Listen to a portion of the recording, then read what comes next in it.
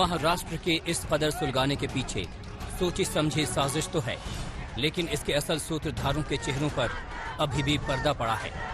जिस पर भी शक की सुई घूमती है, वही दूसरों की ओर उंगली घुमा देता है।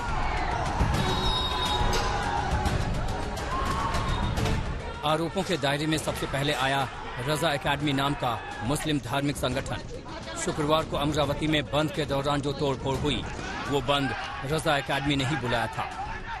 आरोप ये भी है कि अगरतला के फर्जी वीडियो और फोटो के जरिए लोगों को भड़काया गया, लेकिन रजा एकेडमी के कर्ता धर्ता इससे पल्ला झाड़ रहे हैं।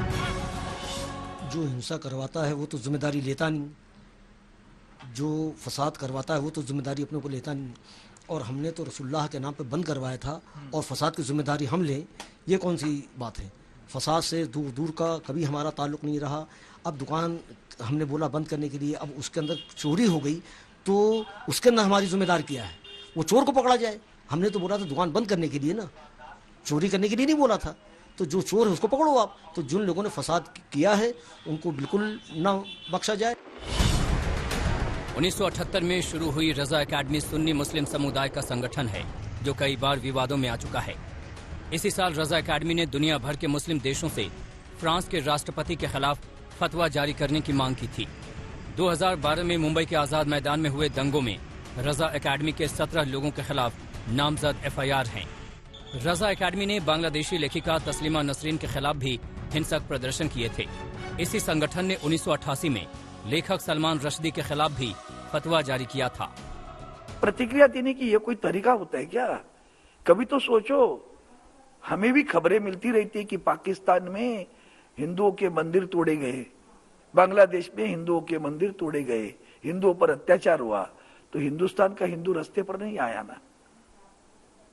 घटना उस देश पे घटी, वही भूमिका आपको भी लेनी है। सच्चाई है झूठ है उसका पता करो, और अगर सच है तो आपको निषेध करने का पूरा अधिकार है, लेकिन निषेध करते समय दूसरों को तकलीफ देने का अधिकार नहीं दिया।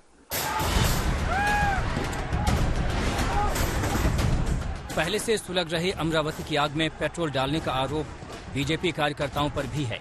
शनिवार को निकले विरोध जुलूस के दौरान कई जगहों पर तोड़फोड़ का खेल खुलेआम चला, लेकिन बीजेपी नेता भी उंगली दूसरी तरफ घुमाकर अपनी जिम्मेदारी से पल्ला झाड़ रहे हैं। ये एक षड्यंत्र पूर्वक चलाए जा रहे अभियान का हिस्सा है, अन्यथा बयान, किताब, सोशल मीडिया पर दुष्प्रचार और दंगे एक साथ नहीं हो सकते।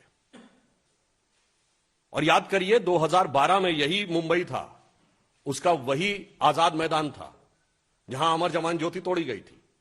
किस आधार पे? एक झूठी खबर उस समय सोशल मीडिया पे सर्कुलेट हो गई थी। तब भी उनकी सरकार थी, आज भी उनकी सरकार है। इस बवाल का सेहरा कांग्रेस के सिर भी बंधा है। कोई छोटा मोटा नेता नहीं, बल्कि खुद राहुल गांधी ने बिना असलियत की पड़ताल किए त्रिपुरा को लेकर एक ट्वीट किया था।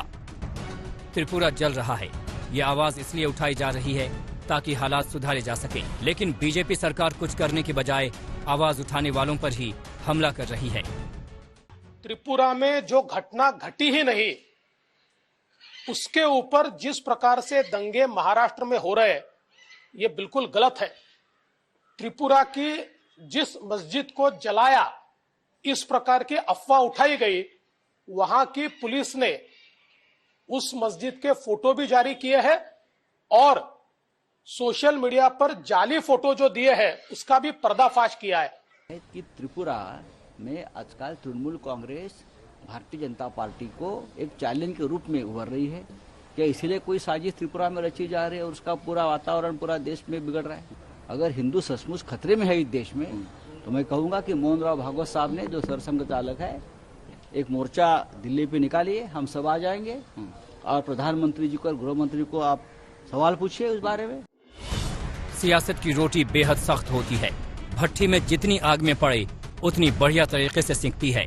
मुश्किल बस ये है कि इस भट्टी की आग इंसानी जिंदगियां फूंक कर ही भड़कती है। आज तक ब्यूरो।